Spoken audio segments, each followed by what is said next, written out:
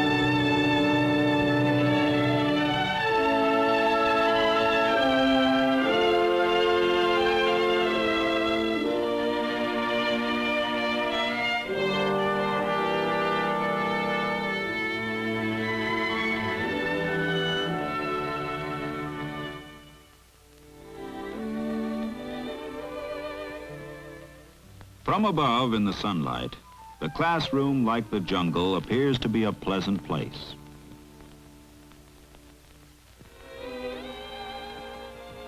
Bill sits serene in his spot of class leader. Mrs. Dean is not unaware of the forces at play below the surface. But liking children, she is not afraid to look at them honestly. She sees them as people, not as apprentice angels. She's glad that Bob shares his turtle with all of them. Shares, that is, everything but his sense of ownership. She knows that Stuart likes school. He's not afraid of it. It seems safe enough. On such a day, who can see into the dark places? Bill and Stuart are friends. Behind the shield of Bill's bigness, Stuart safely states his own opinions.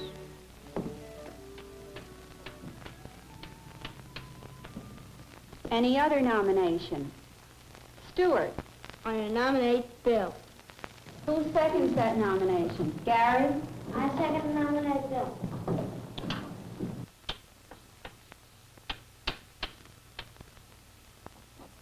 Any other nomination? Linda. I nominate Charles.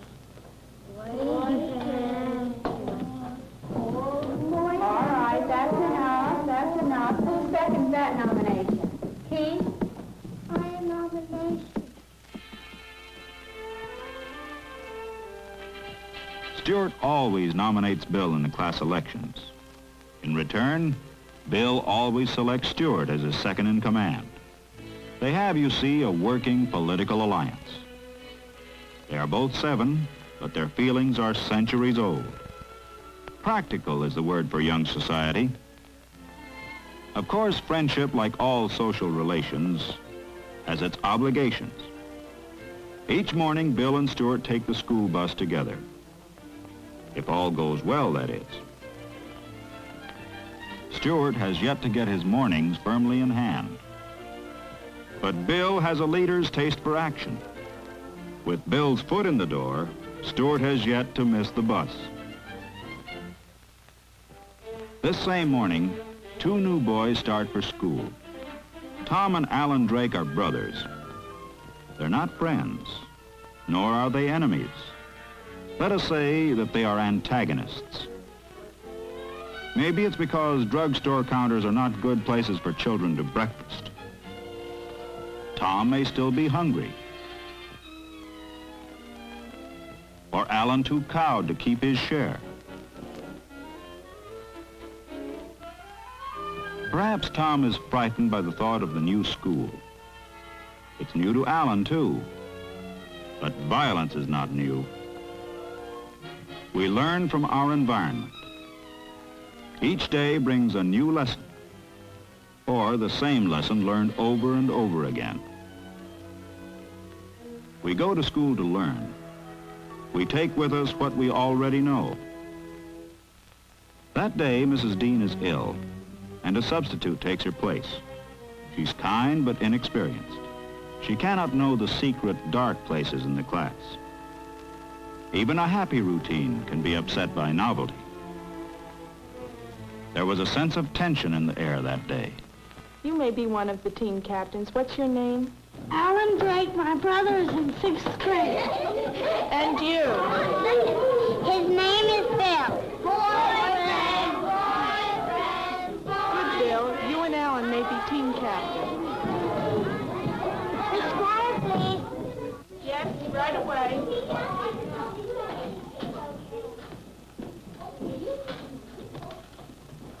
You two go ahead and choose your teams. I'll be back right away.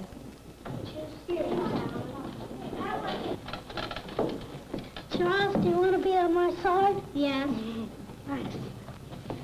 Linda, do you want to be on my side? No, I'd rather be on Bill's. Well, I'll sock you on the nose. Want to be on my team? Who else is on your team? Caroline, Charles, and a few others. Okay, Al. Come on, let's get going. I pick Stuart. I'm on his team. You're a big stinker. Nobody will call me a stinker. Stuart, go up to my desk.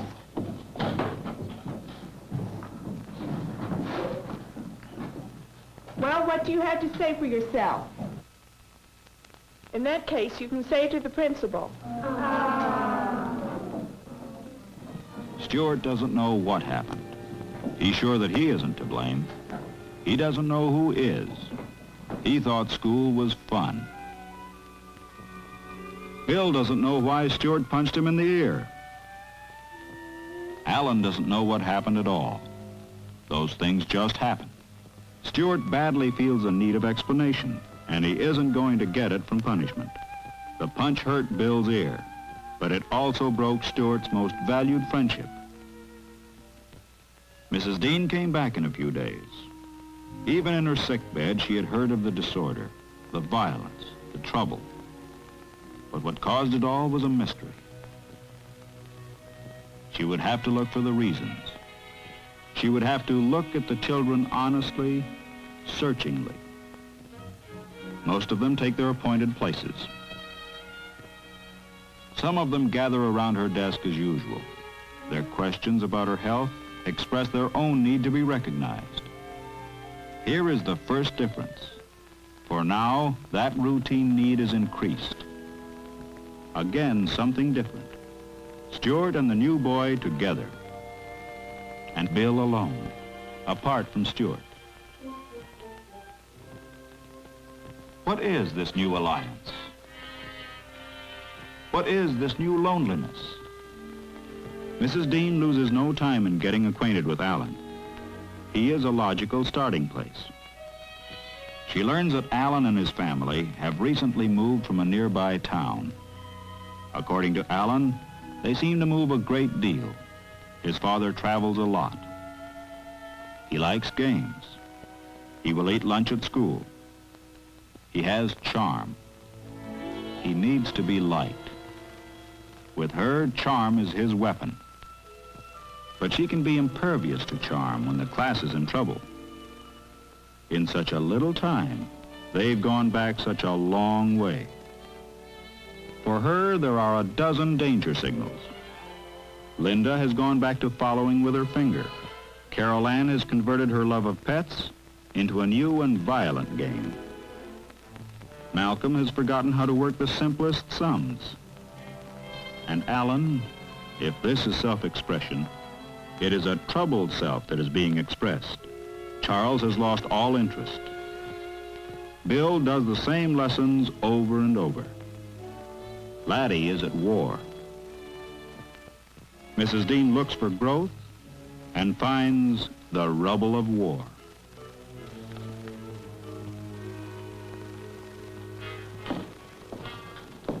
Next week, it is our turn to provide a flag bearer for the school's color guard. Rather than my appointing someone, suppose you choose somebody, as we often do in other things. Write the name of the one you want on this paper.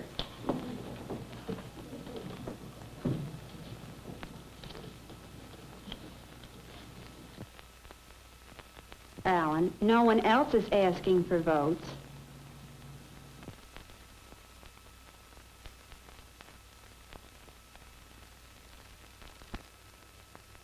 Please pass your ballots to the front of the room. Come on, pass them up now. All right, Philip, you pass yours over here to Lindley. Tracy over to Philip. Mary over to Donald. All right, Charles, suppose you be our recorder. You may go to the front. And Donald and Tom, suppose you be our tellers. Donald, we'll let you open the ballots, and Tom, suppose you read them to Charles. Pete?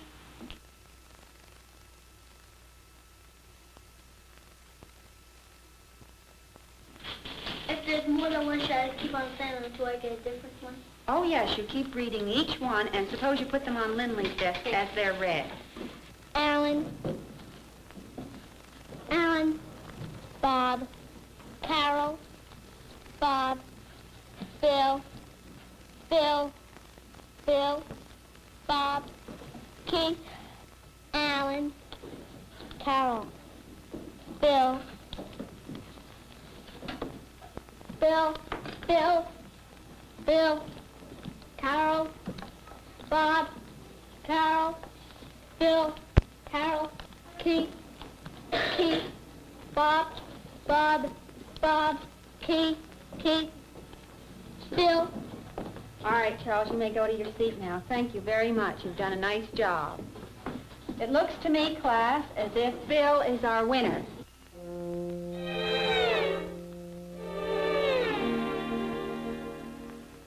I take even. I take odds. One. Twice. Right. Shoot. Mine. Once. Twice. Right. Shoot. Yours. Once. Twice. Right. Shoot. Mine. I pick Stuart. I want Stuart. I'm already on his side. Well, I'll suck in the nose if you don't play on my team. Heck with you. You always want to fight. I heck with you!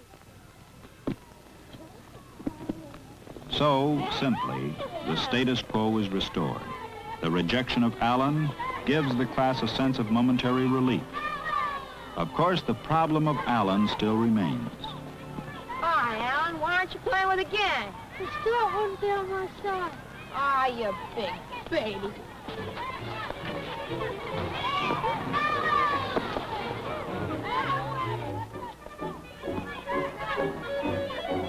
The problem of Alan remains for the class, for Stuart, for the teacher to solve. Violence is not always unhealthy. A good tussle can be fun, but violence based on hate is an illness. Stop it, both of you. What's your name? Tom Drake. You're Alan's brother? Yes, sir. His big brother. Who's your teacher? Mr. Evans. We'll report to him right away. Tell him you've been fighting. I'll see him later. Better go wash your face now, Alan. Recess time is almost over. He didn't hurt me. Well, that's good. Are you going to send Alan to the principal's office for fighting? If you were in my place, would you send him? I bet his brother started it. What makes you say that? His brother must have started it. Did you see him start it? His brother's bigger. Well, I wouldn't go around saying those things unless I was sure of what I was saying. Yes, ma'am. Can I go play now? All right. Trouble? Yes, Alan and Tom Drake. Tom told me he'd been fighting, but not with his brother. Alan likes to use his fists. Maybe he learned that from Tom. Oh, it's like that? Know anything about the family?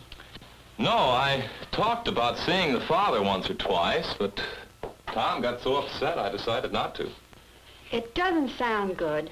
You know, I've had a feeling about Alan, the way he pulls at the other children and tries to hang on to me.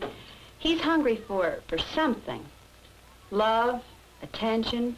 Maybe both of them should be put on Mary Askett's list. Let her see both of them, and the parents. You know, I think you're right. This is exactly where child guidance ought to come in. And let's not wait until real trouble develops. Of course, as far as Alan is concerned, real trouble is already here. Oh, yes? Well, nothing in particular, just the general situation in the class. It's all stirred up. That bad, huh? You think Alan should be moved? No, not that bad. But I can't let it go on. I know what I'll do. This afternoon, the human relations discussion. This is a problem that's real close to home. What do you think? I think you should do it. It's time for our story period now. Instead of reading you a whole story, I'm going to tell you part of one, and then we can talk about it.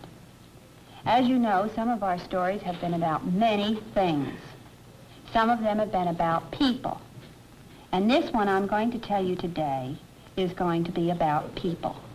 In the problem, there are two girls who are sisters. One is 6 years old, and the other is 10. The 6-year-old used to be a most pleasant child, but during the last year, she has become very cross and unpleasant. She doesn't listen to her parents or her teachers. She tries to boss the children around at school. And when she can't have her way, she gets angry and causes a lot of trouble. In general, she's proved very hard to get along with.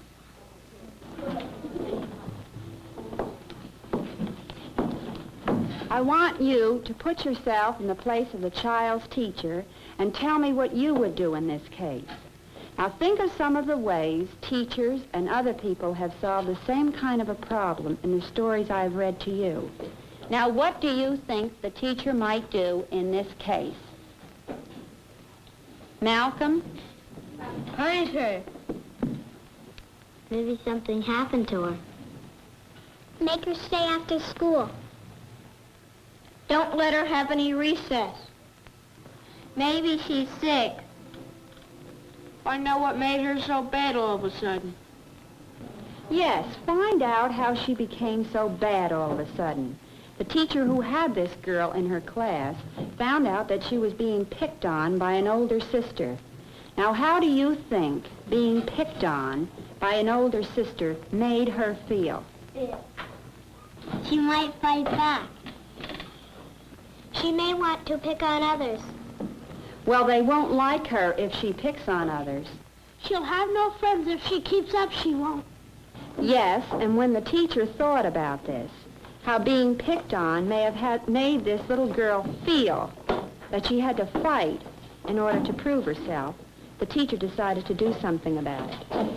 One of the little girls in the classroom said that this girl could do some fine weaving, so they had her bring that to class to show. She also became a good reader, and the class often had her read to them. The discussion goes on under Mrs. Dean's guidance, and the whole class is involved emotionally. But Alan is offered an escape from uneasiness, while Stuart senses some vague parallel, and Bill sees actual application. Each one in the class learns what he is ready to learn. In this respect, a lesson in feelings is no different from a history or spelling lesson. Alan's personal problems will continue to be a source of trouble. Deeply disturbed feelings are not set right by class discussion only. What will the other children do about them? For example, what action will Bill and Stuart take? Will the discussion bring concrete results?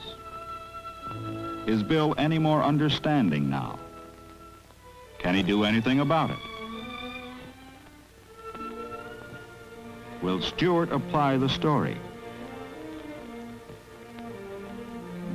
When we have learned cause, we are equipped to deal with effect. We can learn. Some hidden things live only in darkness. Some hidden things die in the light.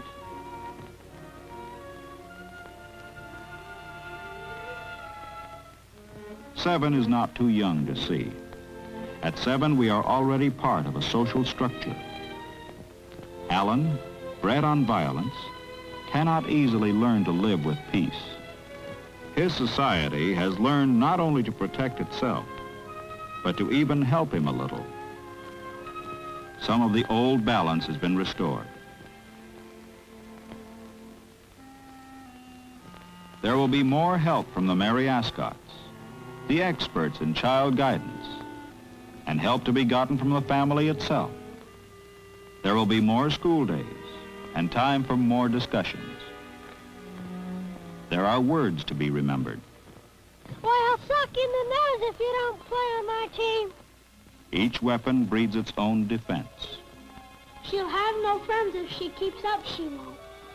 We start looking for cause only after we notice effect. I know what made her so bad all of a sudden.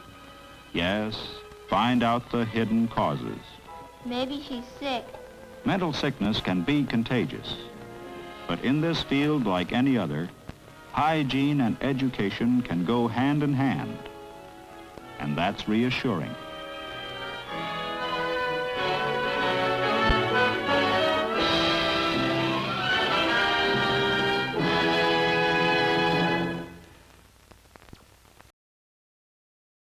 This has been a presentation of the Library of Congress. Visit us at loc.gov.